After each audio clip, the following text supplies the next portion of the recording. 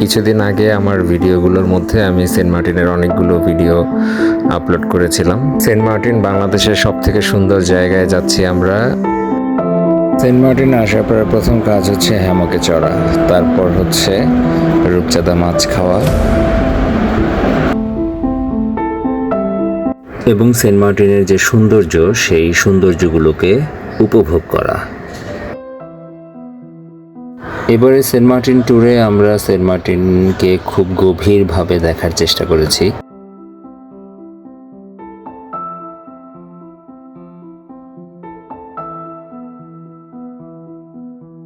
এবারে আমাদের সেন্ট মার্টিনের ট্যুর হচ্ছে পঞ্চমবারের মতো, তো এই জন্য সেন্ট মার্টিনকে একটু ভিন্নভাবে দেখাটাই স্বাভাবিক ছিল। প্রত্যেকটা পাথর, পানির নিচের শৈবাল খুবই সুন্দর, সব কিছুই মুগ্ধ করেছে। এবং আমরা সেন্ট মার্টিনে এবার 5 দিন ছিলাম। 5 দিনের প্রতিটা দিন আমাদের কাছে অনেক ভালো লেগেছে।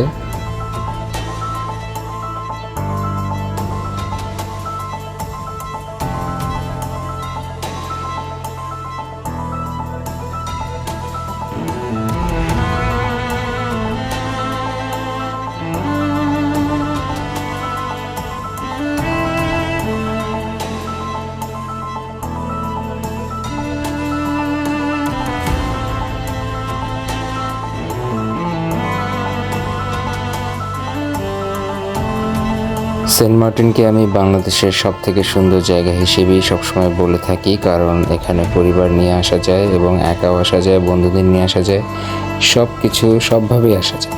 তো এই জন্য আমার কাছে সবসময় মনে হয় যে সেন্ট মার্টিন হচ্ছে বাংলাদেশের সবথেকে সুন্দর জায়গা। আমার পরবর্তীতে পরিবার নিয়ে এখানে আসার ইচ্ছা আছে। আপনারাও সবাই আপনাদের পরিবারকে নিয়ে সেন্ট মার্টিনে আসতে পারেন।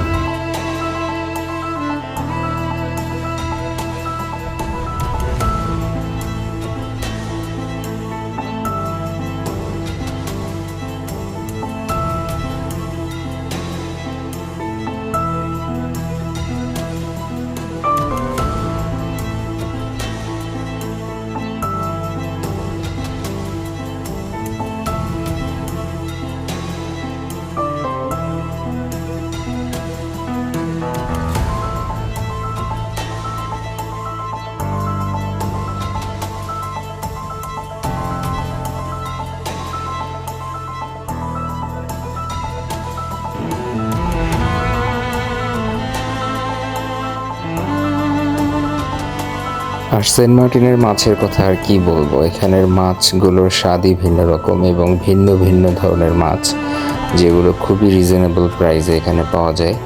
আসলে সব কিছু মিলিয়ে অসাধারণ সেন্ট মার্টিন।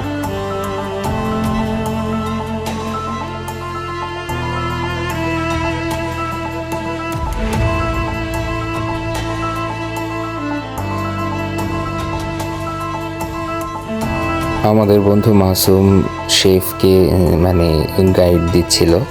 তো আমরা মাছ টাছ খাওয়ার পরে সমুদ্রের পাড়ে নিজের একটা আগুন জ্বালাই এবং এই মুহূর্তটাও অসাধারণ ছিল। প্রত্যেকটা মুহূর্ত অনেক বেশি ব্যতিক্রম, তার মধ্যে এই মুহূর্তটা ছিল অসাধারণ একটা মুহূর্ত। চাঁদের আলোর নিচে আমরা আগুন জ্বালিয়েছিলাম। পরের দিন সকালে আবার বাজারে যাওয়ার সময়ের একটি মুহূর্ত, যেখানে আমরা বাজারে যাচ্ছি।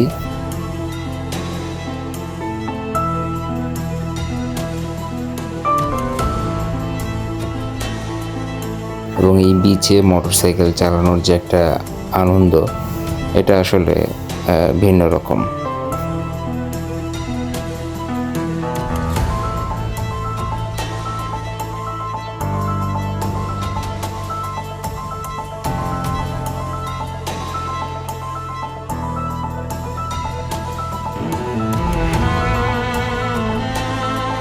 আমার এই ট্যুরের সেন্ট মার্টিনের অন্য ভিডিওগুলো আগেই আপলোড করা আছে, সেখানে আলাদা আলাদাভাবে অনেকগুলো ভিডিও আলাদা আলাদাভাবে দিয়েছিলাম।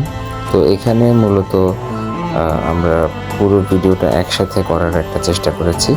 তো আগের ভিডিওগুলোতে অনেক কথাই বলা হয়েছে এবং সেখানে একটা ভিন্ন রকম, এবং আমরা 5 দিন সেখানে কি করেছি সেই বিষয়গুলো সেখানে দেখানোর চেষ্টা করেছি।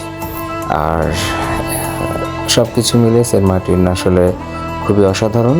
এবং বাংলাদেশের একটা সম্পদ।